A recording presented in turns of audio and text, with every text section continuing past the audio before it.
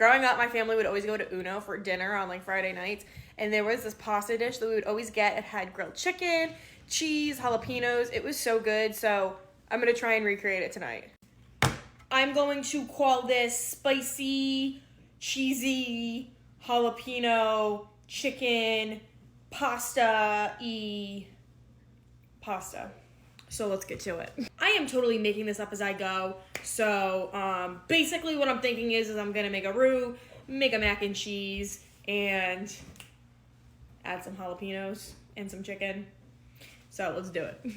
I don't know if you guys remember, but I was telling you about how I was making a homemade mac and cheese on Thanksgiving, and it came great, but I went to BJ's and I bought all the cheese in blocks, like in bulk, because I needed a bunch of it. And I had to grate it myself. And obviously, like, people say that like it's better when you grate it yourself because like pre-shredded cheese comes like coated in cornstarch and it doesn't, especially for like mac and cheese, doesn't melt the same, blah, blah, blah. My point here is that grating like 4 pounds of cheese, it's an arm workout, okay? I have never considered more in my life getting one of those little spinny cheese graters that you see all over the internet. If you have one, let me know if you like it. I got these baton cookies at Trader Joe's. Carl, don't eat the cookies and cream flavor. It's not good. Back to cooking. I'm starting off by grating some Romano cheese. Next cheese. I wanted some Monterey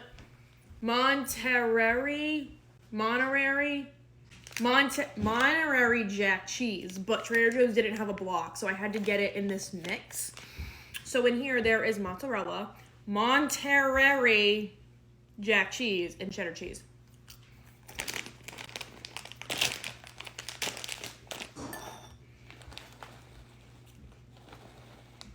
That's good.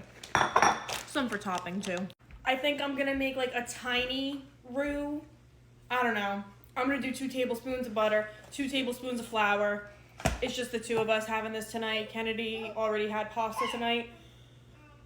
All right, let's do that. And my butter is melting. My stove is a mess. It's seen a few things this week, okay? Didn't get a chance to clean it today. So I'm gonna do like 2, honestly, that's like more than 2 tablespoons of flour. That's probably like 3 to 4, so almost 1/4 of a cup. I don't know. I just, like I said, I don't measure anything, all right? It's coming together. Slowly but surely. I'm gonna cook like not quite a pound. Maybe like 2/3 of a pound of penne. We're adding Romano cheese, so we don't need to add any salt, but I am gonna go ahead and just do a little bit of black pepper. I don't like white pepper. I know that a lot of people do white pepper in their roux, their bechamel sauce. I like black pepper in mine. This is looking lovely. I'm gonna add in my cheese. Ooh, that might have been way too much cheese. Nah, whatever. The more the merrier. I added in 2 jalapenos. Now for the chicken aspect of this dish, I took the easy way out and I got a rotisserie chicken. So I'm gonna shred this and add it into my cheese sauce. I added my chicken into my spicy cheese sauce and now it's time to finish this up. I turned up the heat to high and I'm gonna go ahead and cook this all together for about a minute. Uno used to throw a little bit more of the cheese on top. And now the moment of truth.